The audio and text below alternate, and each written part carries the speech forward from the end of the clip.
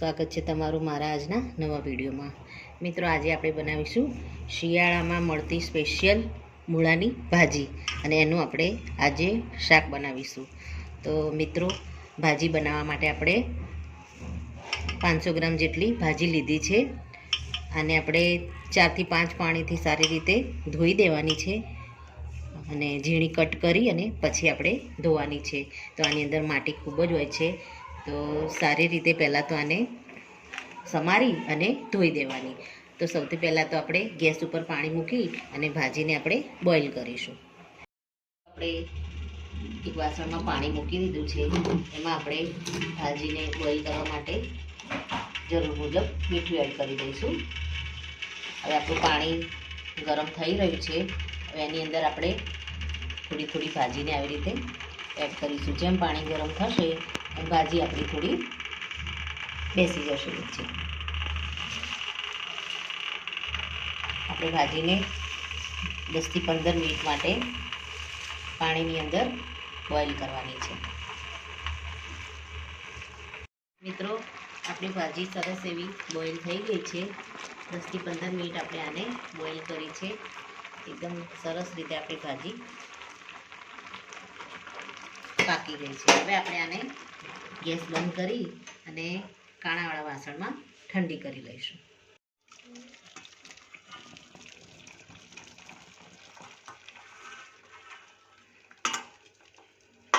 આપણી ભાજી છે ઠંડી થઈ ગઈ છે।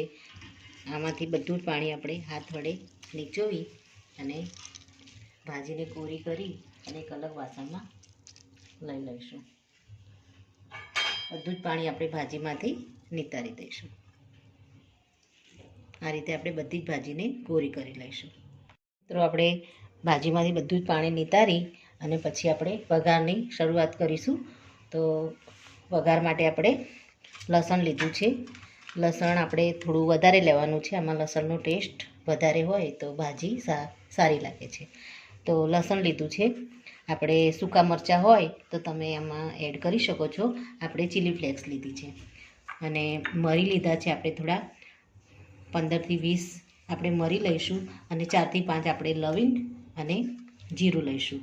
આદુની પેસ્ટ લીધી છે, થોડા આપણે મેથીના પાન પણ એડ કરીશું, ડુંગળી અને ટામેટાં। તો મિત્રો, આપણે સૌ પહેલાં તો તેલ ગરમ કરવા મૂકી અને લસણને એમાં સાંતળી લઈશું। મિત્રો, આપણે તેલ ગરમ કરવા મૂકી દીધું છે। આપણું તેલ ગરમ થાય એટલે સૌ પહેલાં તો લસણને આપણે આખું જ આની અંદર ફ્રાય કરી લઈશું। ફ્રાય કરી અને પછી લસણને અલગ લઈ લઈશું।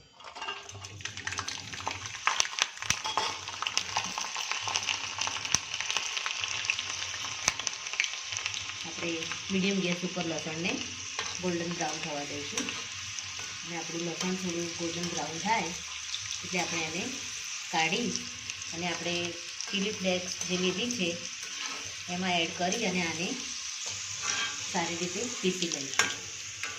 તો મિત્રો, આપણું લસણ બ્રાઉન થઈ ગયું છે, આને આપણે અલગ પ્લેટમાં લઈ લઈશું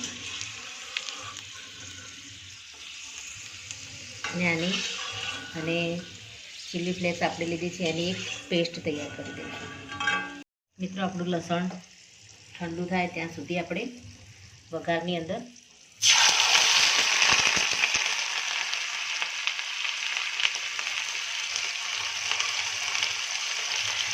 ડુંગળી એડ કરી દઈશું। ડુંગળીને આપણે તેલમાં ફ્રાય થવા દઈશું। એમાં આપણે આદુને છીણીને લીધું છે એ પણ એડ કરી દઈશું અને આપણી ડુંગળી થોડી સોફ્ટ થાય ત્યાં સુધી આપણે લસણની પેસ્ટ બનાવી દઈશું।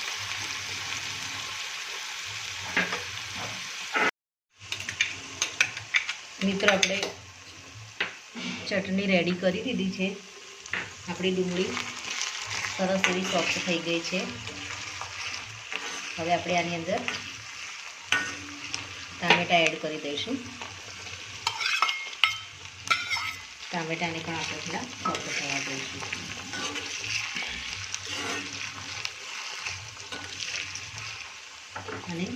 મેથી એડ કરી દઈશું. મેથી ઓપ્શનલ છે, તમારે આમાં એડ કરવી હોય તો તમે કરી શકો છો.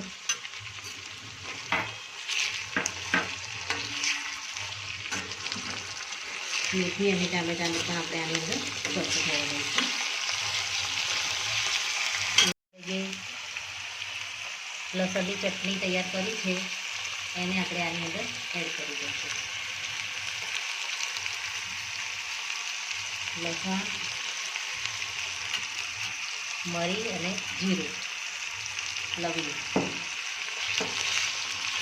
અને આપણે અધકચરી.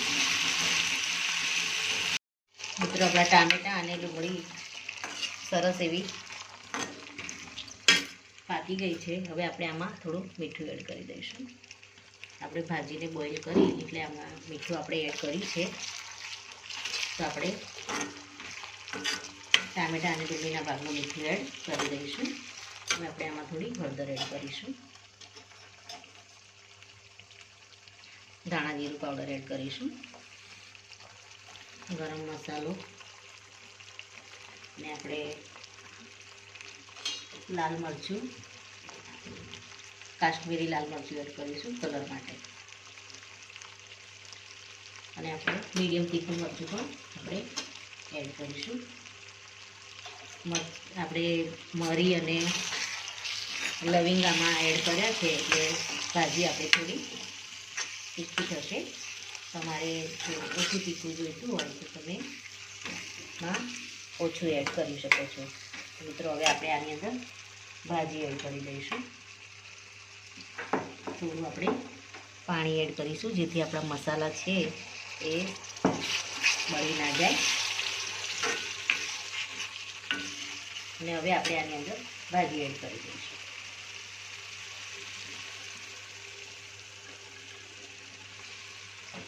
બધી ભાજી આપણે આની અંદર એડ કરી અને હલાવી લઈશું.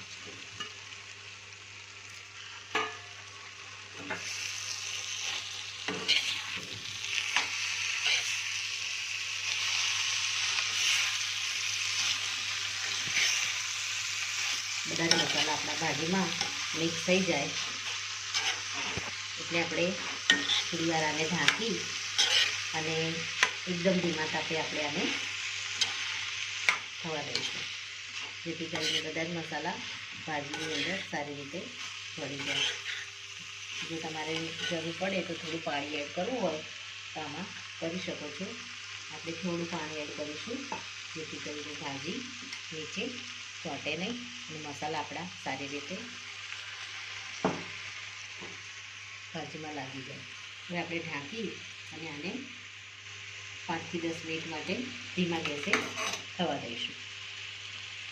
મિત્રો આપણે ભાજીને ઢાંકી અને 10 મિનિટ માટે કૂક થવા દીધી છે.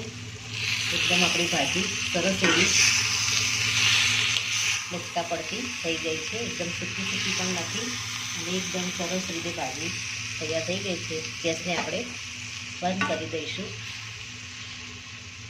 અને ભાજીને આપણે સર્વ કરી દઈશું.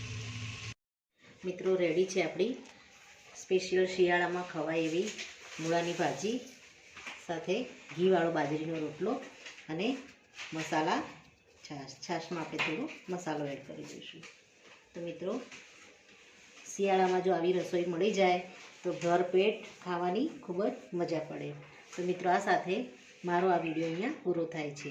જો મિત્રો મારો આ વિડીયો તમને ગમ્યો હોય તો લાઈક કરજો, શેર કરજો અને તમારી ચેનલ દેશી સ્પૂનને સબસ્ક્રાઈબ જરૂરથી કરજો અને કમેન્ટમાં જરૂરથી લખજો કે મારી આ રેસીપી તમને કેવી લાગી. ફરી મળીશું એક નવા જ વિડીયો સાથે. ત્યાં સુધી આવજો મિત્રો. Thank you.